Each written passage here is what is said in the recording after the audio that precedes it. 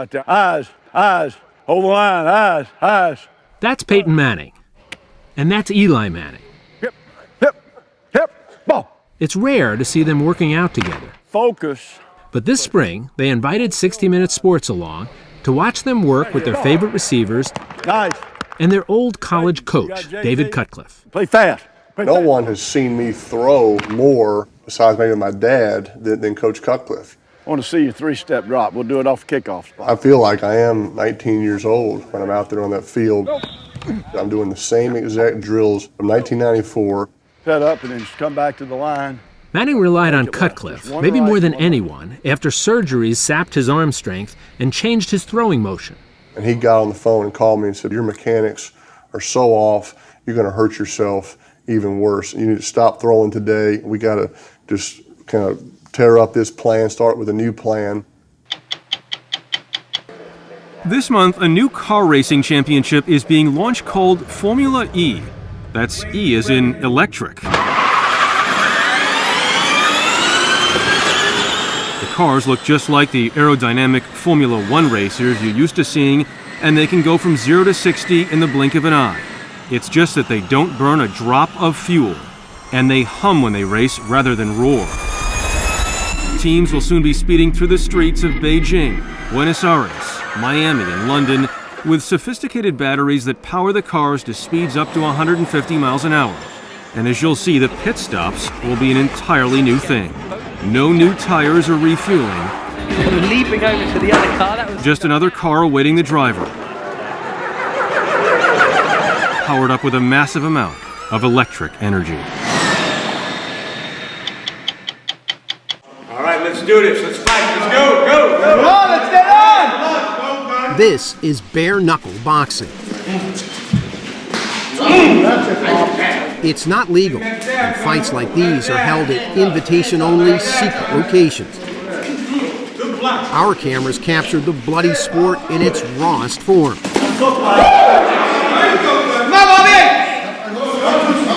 When was the last time you saw a real fight?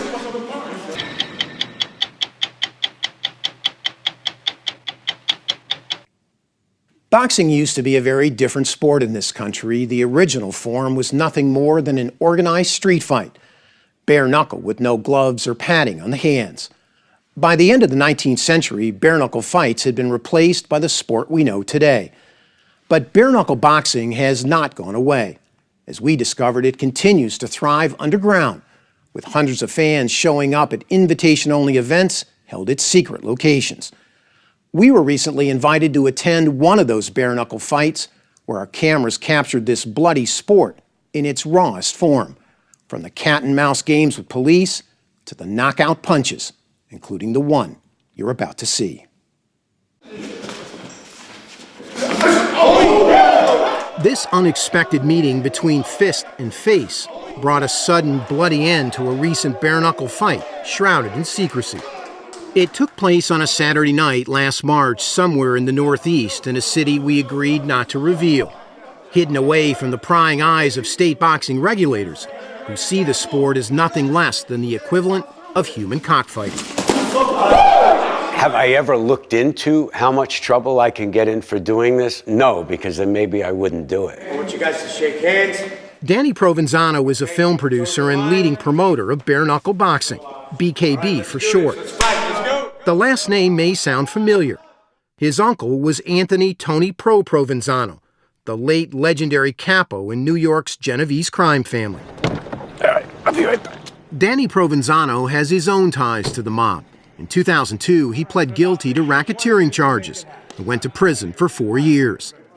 Over the years, he's built a 1,000-person email list, many from old mob contacts and those drawn to a darker side of sport. People that are predisposed to like this kind of thing. Yes. So that's Yes. got to help. 100%. What are you selling?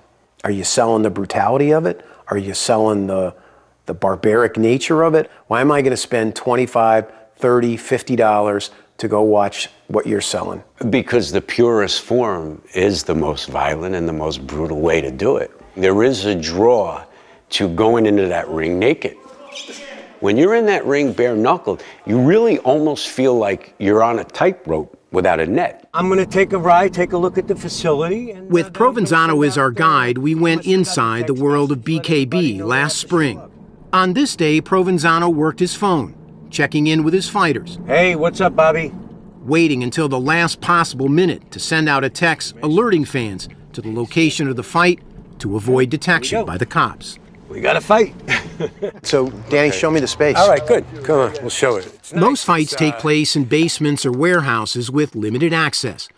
This one was at a vacant second floor of an auto body repair shop. This place is wow. pretty clean, you know? Nice. You don't really have too many ways in or too many ways out of the building, so we can kind of control... Control the crowds. Yeah, we control the crowds. As fans started to arrive, they were greeted by security. Everybody comes through here to check. You'll get checked when you come through. Really? You're worried about me? Hey, everybody. Everybody. He wasn't kidding. At the door, a mandatory weapons pat-down. There can be a lot of cash riding on bare knuckle. Fights have broken out, weapons have been drawn, and Provenzano didn't want any problems. Overall, the cast of characters seems straight out of The Sopranos. And he's got it on his back, too. Johnny Knuckles. Johnny Knuckles is a former mafia hitman. Where'd you get those knuckles, Johnny? From hitting the pole. From hitting the pole. What a stupid question. The ringside medic for the night, known in boxing as a cut man, was a dapper little guy named Joey I.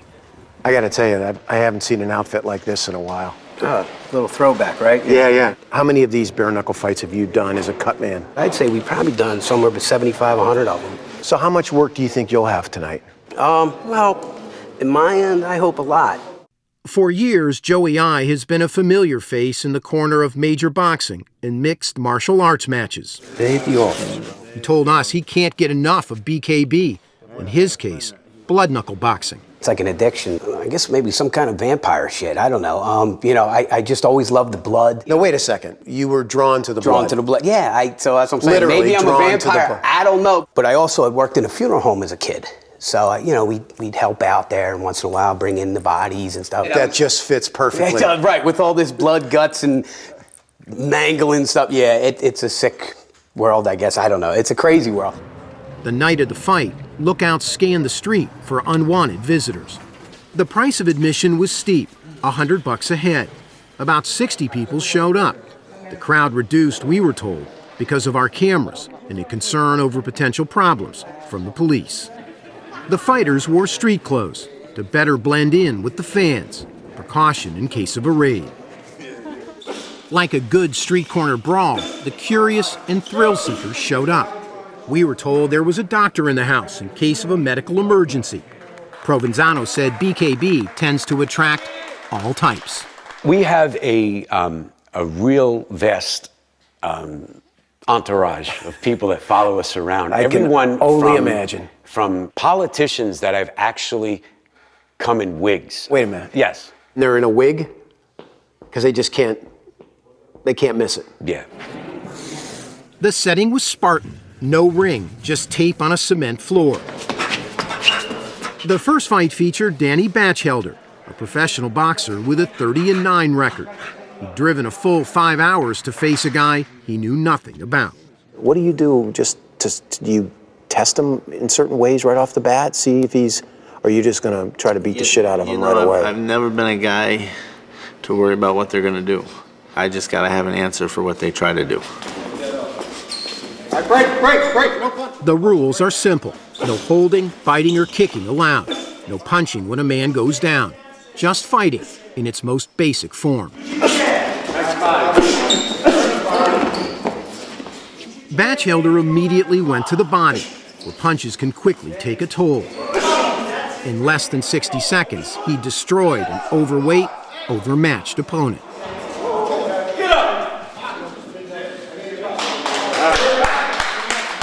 He was there for the jab. The jab set up the body shots. He was more concerned with getting hit in the head, Yeah.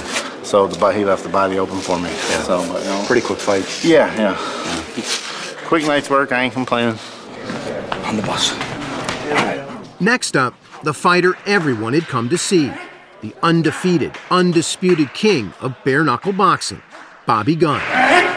Do you know your record? I don't. I'll be honest with you, I had so many fights. I never lost bare knuckle. Are you 40-0, 50-0, 60-0? I would say over 60 bare knuckle fights I've had now. I would say that, yeah. And never lost? No, I never lost a bare knuckle fight.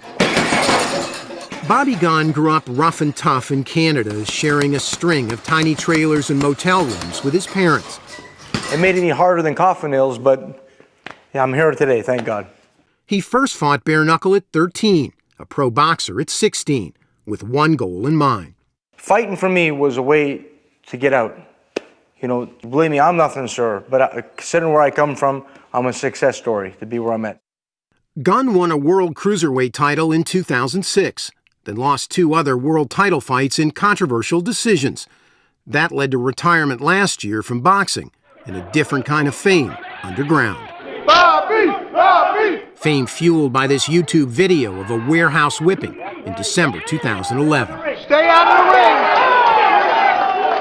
A fight that lasted more than 8 minutes, an eternity in BKB.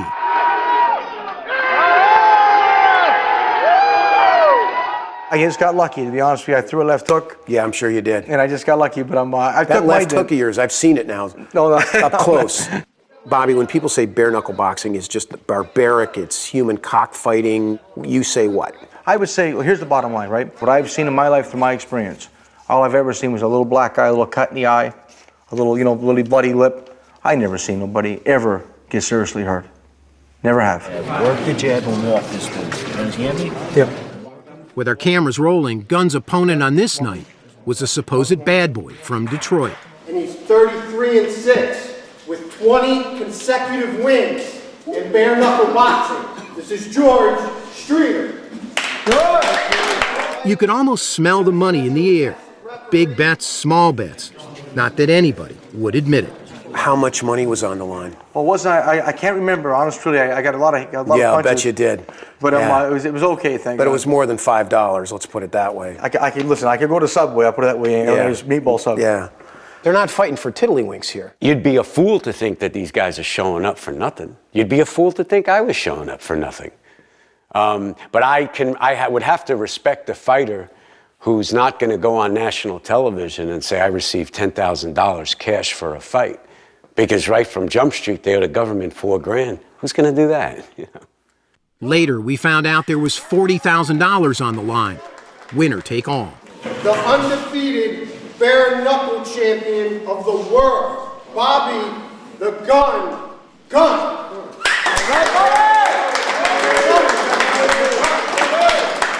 On a clean fight, I want punching only. With so much at stake, both fighters came out swinging at the start. Sting that jab, Gunn. That jab. Hands up, That jab, Gunn. Good block. Yeah, follow through with it. There you go, Gunn. Bobby! Lazy jab, Bob. Lazy jab. Drop that right. Hands up. Keep your guard up, right? Then Gunn went to the body, softening Streeter up. Don't drop the right. Come on, Gunn. Follow up with that thing. Don't drop the right. Hands up, right? Go, Bobby. Come on. Mix it up. Go, Gunn. Gunn patiently waited for an opening. And when it came,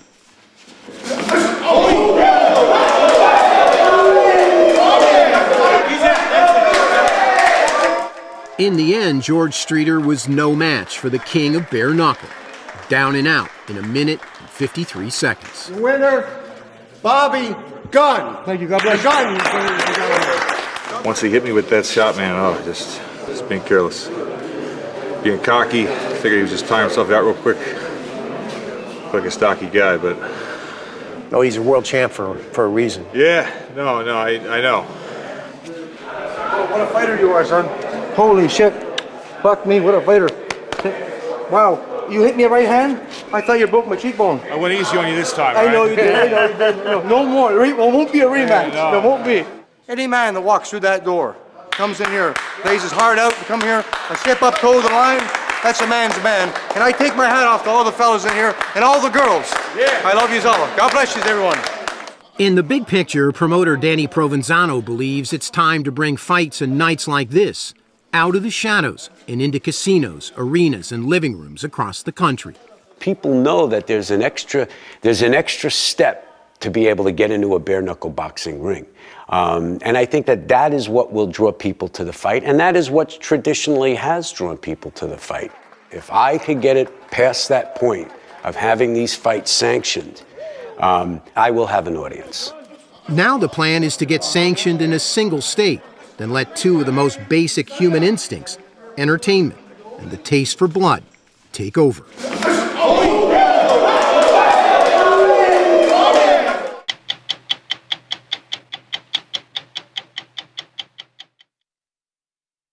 Last season, we were so impressed by the explosion of professional and everyday folks using GoPro cameras that we reported a story about them and the inventive ways that their action-capturing cameras are being used. This month, 60 Minutes Sports is proud to announce a partnership with GoPro. Every month, we'll work together to choose the most exciting, fun, visually stunning video coming from GoPro users. We start on a golf course where brothers George and Wesley Bryan and two buddies capture trick shots to dazzle their friends. Now they'll dazzle the rest of us. So here we go, your GoPro moment of the month. That sounded really smoked.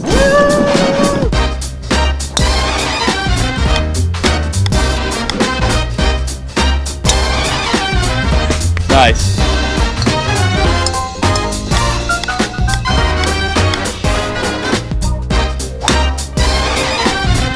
Yeah! You ready? Oh yeah. That sounds great. If it comes to you, you can just toss it to Josh, and Josh can toss it back to you. All right, so am I hitting it to you and you're hitting it to him? Yeah. Okay, you just toss it to Josh.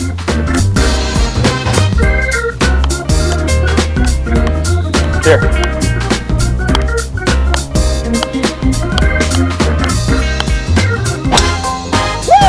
We just smoked about 20 golf balls and didn't pick any of them up. 2 in a row, not lifted up. 1, 2.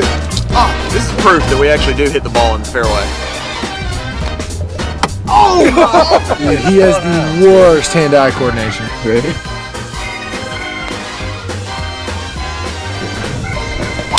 Oh! Oh! Come on, give it to Daddy. That was on point. Did you hear it hit my hand really hard that time? Next month on 60 Minutes Sports, James Brown interviews Phil Ivey, the Tiger Woods of gambling. In his only TV interview, Ivey talks at length about a high-stakes legal problem. He's been accused of cheating 2 casinos out of $20 million. Once you get a cheater next to your name, especially in my business, which is the business of gambling, it's really bad. You know what I mean? That's the worst thing that you could be labeled as. Ivey is accused of cheating at Baccarat, a table game which is similar to blackjack. The goal is to get to 9 instead of 21. His accusers are 2 of the largest casinos in the world, the Borgata in Atlantic City and Crockford's in London. They charge him with something called edge sorting, an old but sophisticated way of reading the back of the cards. They spend millions and millions of dollars on game protection, and it's their job to protect their game. And as I'm viewing the casino as my opponent, it's my job to try to exploit weaknesses in the house and try to give myself the best opportunity to win. The casinos are saying that there is an implied contract, an agreement between the player, the advantage player, you, and the house, that you're going to play by fair rules, and that the fact that you did not divulge that the cards had a defect, in effect, was illegal, improper. You broke that implied contractual agreement. I disagree, and that's why we're going to court. So it's a very interesting case. I think this is a really important case for gamblers. Why is it important? Because once we come to agreement, a bet is wagered, that bet needs to be honored.